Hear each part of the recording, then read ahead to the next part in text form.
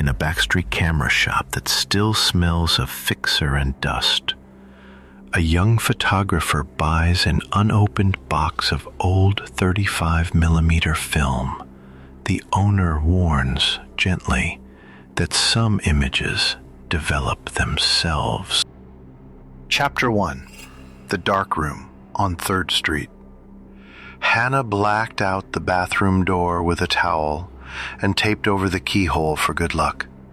The trays lined up like shallow lakes. Developer, stop, fixer. Their smells familiar as seasons.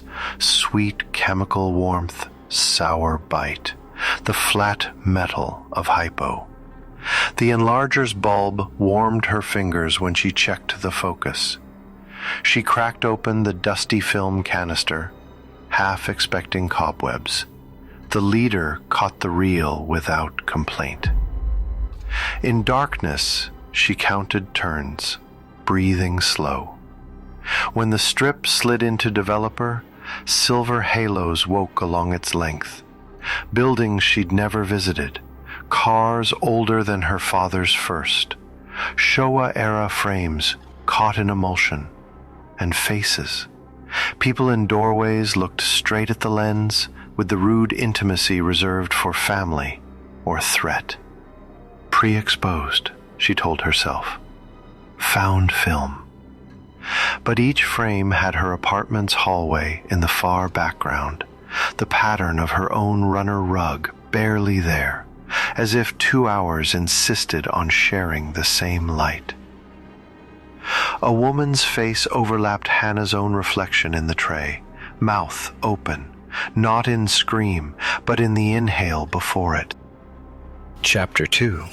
Faces that weren't on the film. She made a test strip, then a full exposure. The print rose in the developer like a secret revealed a letter at a time. On a street corner from decades ago, a hand reached in from the margin, gloved, elegant, pointing not at the subject, but toward a wall-mounted mirror. In Hannah's apartment, that spot was where her cheap mirror hung. It tilted now by a degree she hadn't left it. Another print, a child on a balcony, waving. In the far corner, a blurred oval that could be breath on glass. Hannah looked at her own window. The same oval ghosted there, though her room was warm. She wiped it with a sleeve. The smear made the oval wider, like a mouth changing shape. She pulled the negatives to the light and blinked. The emulsions were clean. The intrusions appeared only when the image met paper and chemistry. "It's in the enlarger glass," she said aloud. But the glass was spotless. The red safe light flicked once, the bulb humming as if agreeing to something she hadn't offered. Chapter 3. The Date in Silver Halide. Frame 4 showed a man buying a paper at a kiosk. The headline was simple kanji, bold. Hannah squinted at the date line. Tomorrow. Not the year of the old cars and coats. Tomorrow's day and month, crisp as if the silver itself knew the calendar. She froze the tongs mid-air. On the far edge of the print, the double exposure put a sliver of her hallway over the kiosk's rain awning. In that sliver, a shadow fell across her doormat.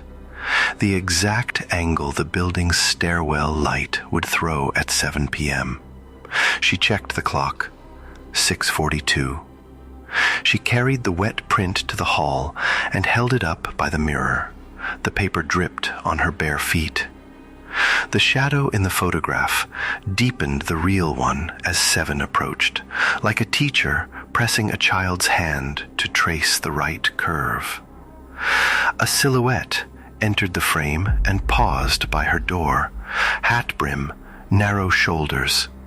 The photo in her hand blackened at the edges, as if jealous of the real light.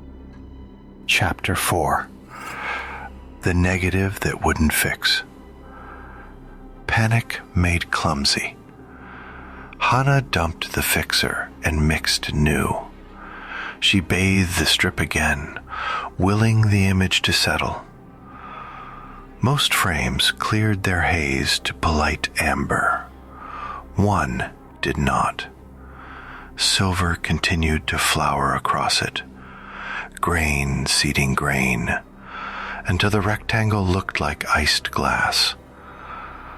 Beneath the frost, shapes persisted, the outline of her door ajar, her own slippers misaligned. She held the stubborn negative against the safe light. The silhouette stood just inside, hat lifted to reveal a face not blank, but overexposed to pure white, features burned away by too much looking. The door to the bathroom behind her shoulder creaked. There was no wind. She did not turn. She plunged the strip into water, then pinned it to dry. Drips marched to the sink and vanished, leaving no wet marks on the tile. In the hall, the stairwell light clicked off. Darkness felt like a hand closing. The stubborn frame dried to a mirror. She could see herself in the silver, and behind her, the suggestion of another pair of eyes, trying to learn how to be printed. Chapter 5. Why Photographs Catch the Unsaid.